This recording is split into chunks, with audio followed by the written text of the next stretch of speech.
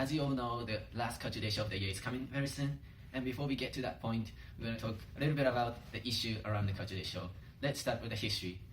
So 4 years ago, we had the culture day show called MAAD, which stands for all the Middle Eastern country and some Conti country and Far Eastern country. And then we changed the name to FEN, which stands for Far East National Day Show, which represent Japan, China, South Korea, all the Far Eastern country you can imagine.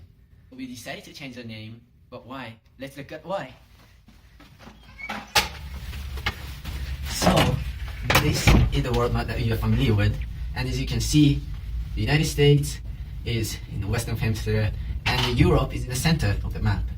So that's why we are called Far East, because Japan, China, all countries are in the Far East. But isn't it ironic to call ourselves Far East?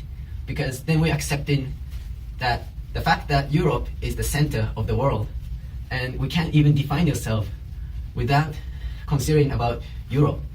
So if you think the Far East is the center of the map, then you can see Europe is in the far west and Africa is in far southwest, and the United States and Canada is located in far east, and Latin America is